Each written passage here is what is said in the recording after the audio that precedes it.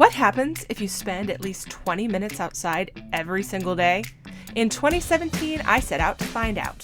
Welcome to the Humans Outside Weekly Diary, where I tell you my own lessons from a life spent outside.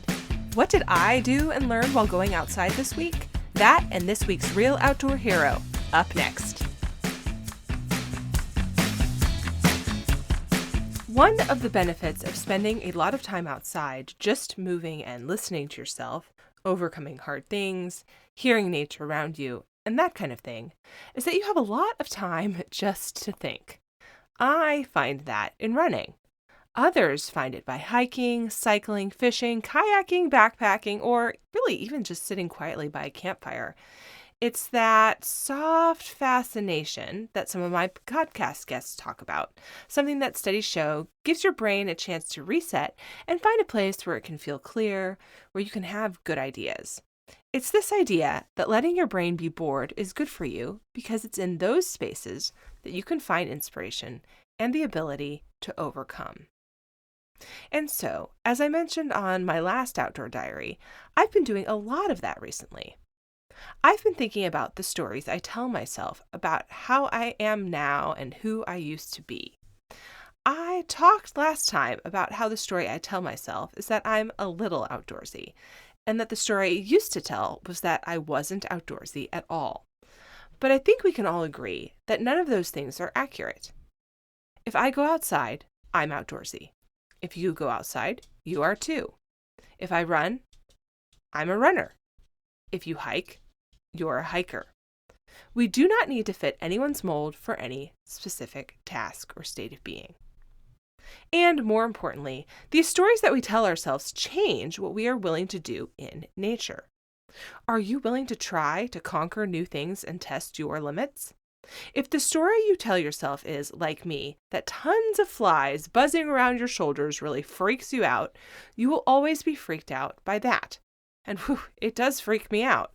But I've started to tell myself a new story about the things that bother me. I'm here. Whatever the thing that I hate is here. And we are all here together. And it's fine. So, an example for the flies. I am here. The flies are here. We are all here together. And it's fine. And guess what? It's fine.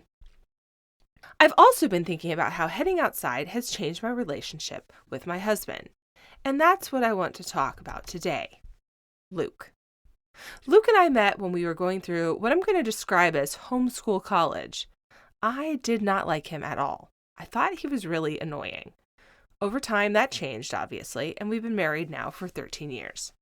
I followed him around the U.S. for his career in the Army, and then, when our relationship started to fall apart thanks to his war injuries and decisions he made as a result, we realized that nature was helping us both heal, and that we needed to refocus our lives to find more time to spend there.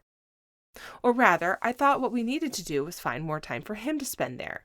So imagine my surprise when I realized that not only do I also need to heal from stuff, but that things I found by going outside were going to be the ticket. And I had a vague idea that those would include making me closer to my husband by creating shared experiences. We've even had a podcast episode about that in Season 1 with Corey Weathers. That's episode 18 of Season 1. But what I didn't expect was the way going outside has created a partnership with Luke. Sure, we've always been partners because that's what marriage is in so many ways, especially around those daily tasks or kids raising. But going outside to do big things has taught me to be a partner and look for a partner in a much different and bigger way. We help each other conquer our goals, fight our demons, and find our peace. And we learn to do those things in the rest of our life by practicing them outside. Sometimes it's as simple as making space in our lives for the things the other person wants to go and do when those are something big. He just spent 2 nights backpacking, for example, while I did kid duty, and he has helped me find the time to train for my big race. Other times, it's just physically being there, cheering someone along. He has joined me on runs I didn't want to do, and recently drove the Vanimal along a course handing out Otter Pops and making sure I had everything I needed. And still other times, it's that quiet coaching that yes, you can do this, and yes, you will make it, and yes, it's worth doing. When you hear someone say cheesy like that their husband or wife is their best friend, maybe like me, you're thinking, yeah, okay, if you say so. I always thought about heading outside as a way for me to be a better friend to my husband, but I never expected heading outside to go the other way around, showing me how my husband is a best friend to me.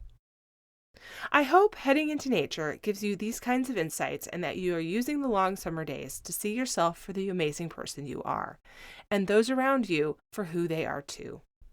As always, you can see my adventures on Facebook and Instagram at Humans Outside, and I'd love to see yours there too. Share them by tagging #HumansOutside365. Until next time, we'll see you out there.